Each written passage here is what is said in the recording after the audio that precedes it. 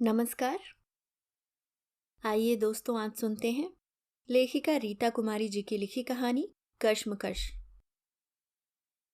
करुणा खिड़की के बाहर आकाश पर नजरें जमाए उस अकेले तारे को ढूंढ रही थी जो शाम को सबसे पहले उदय होता था, पर अभी कहीं नजर नहीं आ रहा था। तभी आंगन से आती पापा की तेज आवाज से चौंक गई। माँ के जाने के बाद से यूं ही अपनी तेज आवाज से उन चारों को डराते रहते, पर उन्हें पता ही नहीं था कि अब किसी भी डांट फटकार का उस पर कोई असर नहीं होता। कोई दुख उसे नहीं सालता। उसका मन तो अब सुमित के प्यार में गोता लगाता, अपने ही में मगन रहता। सुमित के प्यार ने उसे इतना बदल दिया था कि आजकल पुराना जर्जर मकान भी उसे रोमानी लगता। यहाँ के धूल मिट्टी सबसे अब उसे चिढ़ नहीं होती, बल्कि आत्मीय स्वजन से लगते।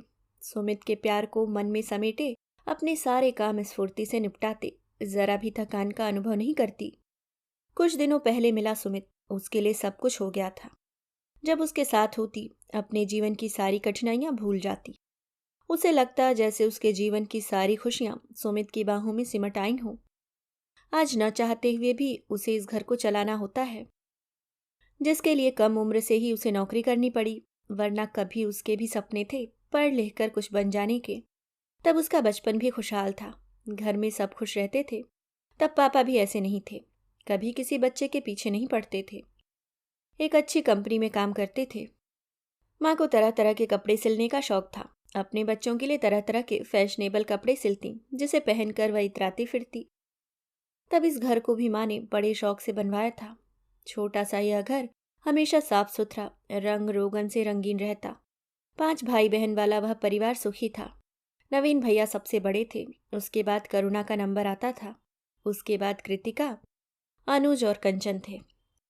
सबसे छोटी कंचन की सरल, शंकाहीन और मोहक दृष्टि किसी का भी मन मोह लेती थी। अब उसी कंचन की आंखें निरीहता, शंका और असुरक्षा की भावना से व्यथित रहती। पास पड़ोस में भी उन सभी के कई दोस्त थे, सब मिलकर खेलते थे। एक निफिक्र जिंदगी थी। धीरे धीरे सब बड़े हो रहे थे। जब कभी पापा को समय मिलता, कभी पिकनिक पर तो कभी घुमाने ले जाते। अच्छी अच्छी बातें करते, सबको हंसाने के लिए मजेदार जोक सुनाते। घर में तब से मुश्किलें बढ़ गईं जब अचानक मंदी के दौर से गुजरते हुए उनकी कंपनी ने उन्हें नौकरी से निकाल दिया। पापा की नौकरी छूट जाने से घर की आर्थिक स्थिति चरमराने लगी। पापा नई नौकरी की तलाश में यहाँ वहाँ भटकते रहते। कभी कुछ दिनों के लिए नौकरी मिलती भी तो जल्द ही छूट भी जाती। महीनों घर बैठे रहते। परिवार का पूरा बोझ माँ पर आ गया था। उन्होंने अपने सिलाई के शौक को अपनी आजीविका का साधन बना लिया था। इसके अलावा भी माँ को जहाँ कहीं भी जो भी काम मिलता उसे करने में जुट जाती। घर की स्थिति को देखते हुए नवीन भैया भी कुछ काम धंधे कर पैसे जुटाने लगे थे। कभी कभी 50-100 रुपयों के लिए रात रात जग कर फोटोग्राफर का लाइट थामे रहता। कभी कभी 50-100 रुपयों के लिए रात रात जाग कर फोटोग्राफर की लाइट थामे रहना, जिससे उसकी पढ़ाई बाधित होती। उसे भी जहाँ कहीं भी काम मिलता उसे करने से पीछे नहीं हटती। कभी कभी पापा को भी काम मिल जाता, पर एक हारे हुए आदमी की तरह उन्हें पीने की लत लग गई थी, जिससे वह माँ और भैया से ही पैसे मांगने लगते। जिससे परेशान हो कभी भैया तो कभी माँ उन्हें जली कटी सुना देते, जो पापा जैसे रोबीले इंसान को भी तोड़ रहा था। घर और बाहर का काम संभालते संभालते माँ दिल दिमाग और देह से टूटने लगी थी। फिर भी उनका आत्मबल और धैर्य ही पूरे घर को संभाले हुए था। अब अक्सर ही बीमार रहने लगी थी, फिर भी हमें समझाती कि यह कुछ ही दिनों का संकट है, जल्द ही सब ठीक हो जाएगा। कुछ ही दिनों बाद भैया काम की तलाश में दिल्ली चला गया। माँ भी ज्यादा दिनों तक बिस्तर पर नहीं रही। दवा और इलाज के बिना कुछ ही दिनों बाद घर परिवार को छोड़कर काल के गाल में समा गई। मरने से एक दिन पहले करुणा का हाथ थाम कर बोली थी कि मुझे वचन दो कि अगर मुझे कुछ हो जाए तो तुम अपने छोटे भाई बहनों को संभाल लोगी, उनका साथ नहीं छोड़ोगी। यह काम मेरे बाद तुम ही कर सकती हो। माँ का अपने ऊपर भरोसा देख उस दिन वह माँ के साथ वचनबद्ध हो गई थी।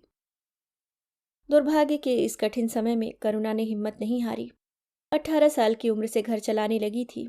तीनों छोटे भाई बहनों की जिम्मेदारी उसी पर थी। उन्हें खिलाना पिलाना, उन्हें स्कूल भेजना, सब उसी की जिम्मेदारी थी। पापा भी पहले की तरह नहीं रह गए थे। छोटी छोटी बातों पर डांटने लगे थे। भैया कुछ पैसे भेज देता, उससे घर चल नहीं पाता। उसमें से भी पापा पैसा जल्दी देते ही नहीं। उन्हें लगता करुणा को जरा सा भी पैसा ज्यादा मिला तो वह फिजूल खर्ची करेगी। उसके लिए उसके पापा ने अपने एक दोस्त की कंपनी में हिसाब किताब देखने के लिए काम दिलवा दिया, जिससे उसका जीवन और भी व्यस्त हो गया था। यूं ही घर संभालते 4 वर्ष गुजर गए थे।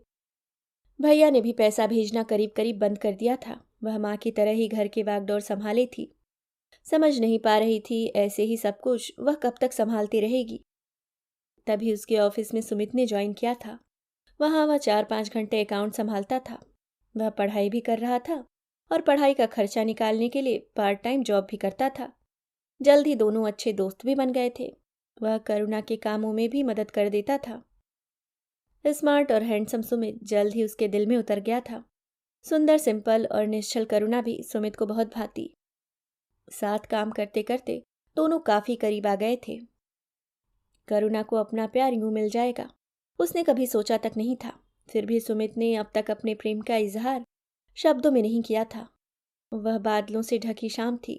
वह ऑफिस से निकली तो तेज हवाओं के साथ बूंदाबांदी भी होने लगी थी। दूर दूर तक कोई सवारी नजर नहीं आ रही थी। तभी सुमित का मोटरसाइकिल उसके करीब आकर रुका। वह चुपचाप उसके पीछे जाकर बैठ गई।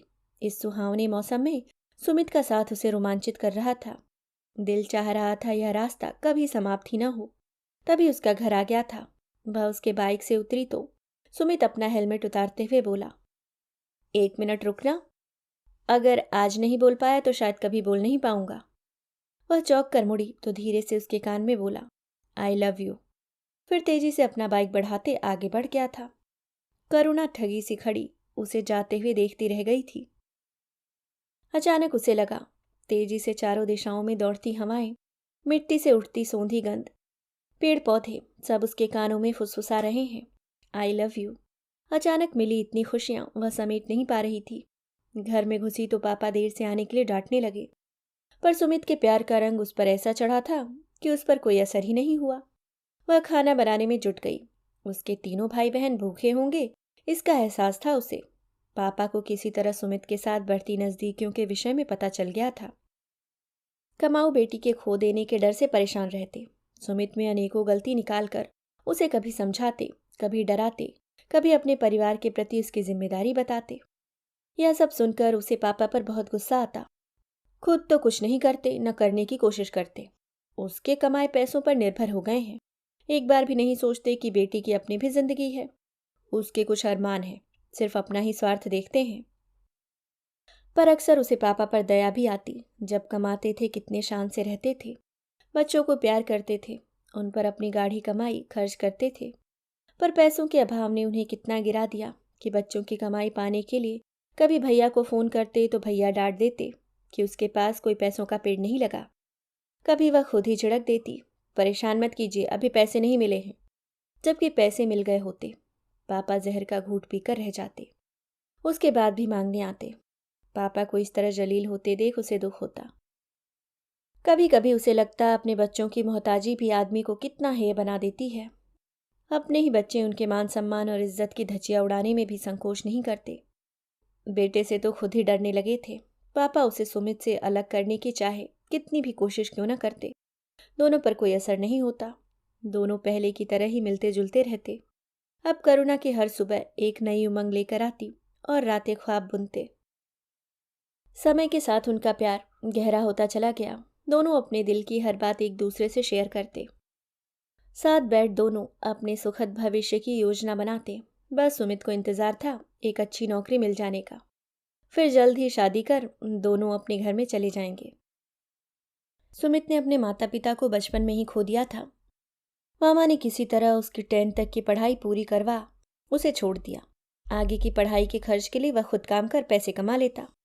अब उसे इंतजार था एक अच्छी नौकरी का, जिसे मिलते ही वह करुणा से शादी कर सेटल हो जाना चाहता था। जल्द ही उसे नौकरी भी मिल गई थी, पटना से काफी दूर इंडोनेशिया में। अब वह बार बार करुणा पर शादी करने के लिए दबाव डालने लगा। उसे समझाता कि किसी एक के चले जाने से कोई काम तुम्हारे घर का नहीं रुकेगा, तुम्हारी जगह कृतिका ले लेगी। करुणा भी वही चाहती थी, पर इस तरह अचानक घर छोड़ने का फैसला वह कैसे ले सकती थी। सुमित के बहुत समझाने पर कि तुम्हारा यहाँ रहना अनिवार्य नहीं है। अंततः उसने फैसला किया था कि वह सुमित से शादी कर पटना छोड़ देगी। जब से उसने घर छोड़ने का फैसला किया था, हर तरह की बातें उसके दिमाग में आने लगी थीं कि उसका घर छोड़ना ठीक होगा। बचपन से इस घर में रहते आई थी। यहाँ के लोग परिवार की तरह लगते थे। ज़रूरत पड़ने पर हर तरह के साथ देते थे। यहाँ का यह जीर्ण शीर्ण मकान, धूल मिट्टी सब अपने लगते थे। सबसे बड़ी बात कि माँ को उसने वचन दिया था। शादी करने का फैसला तो उसने कर लिया, पर कदम कदम पर वह द्वंद्व में फंस जाती।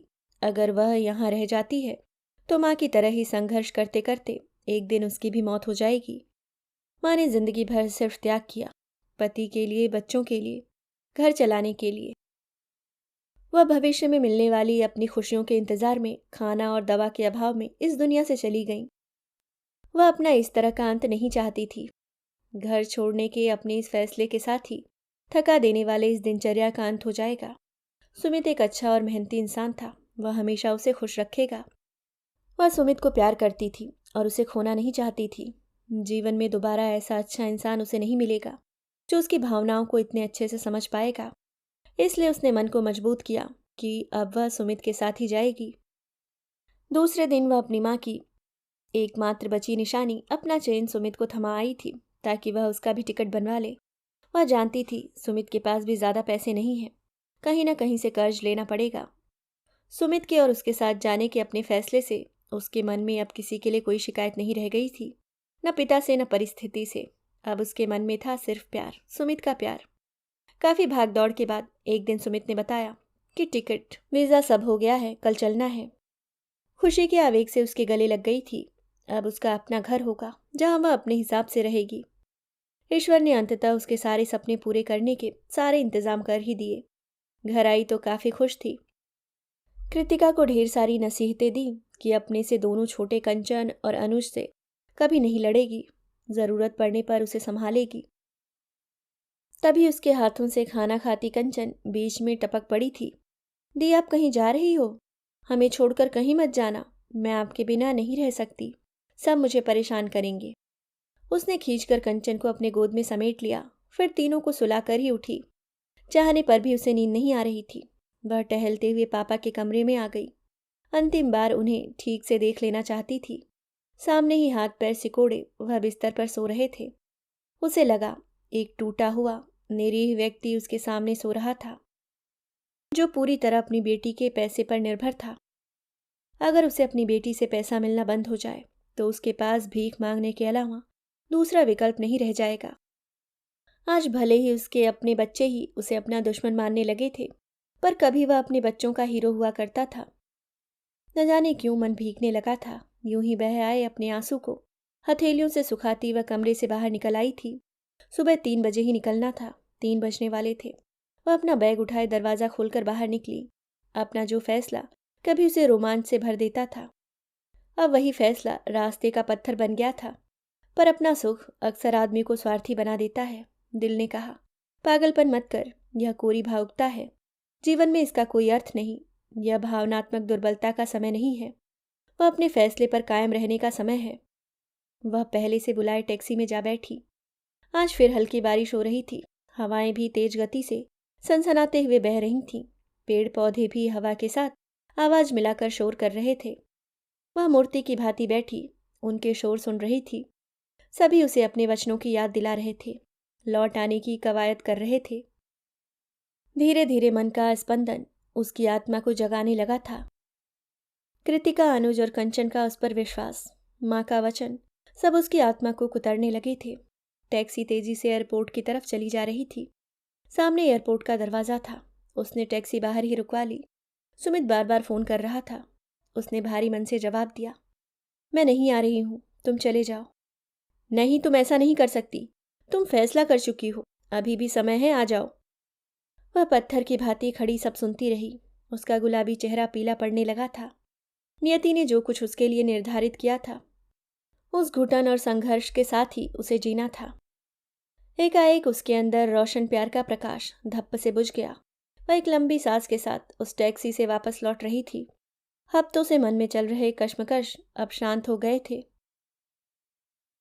अभी आप सुन रहे थे रीता कुमारी जी की लिखी कहानी कश्मकश। अगर आपको कहानी पसंद आई तो वीडियो को लाइक, और अगर आप चैनल पे नए हैं तो सब्सक्राइब करना ना भूलें। धन्यवाद।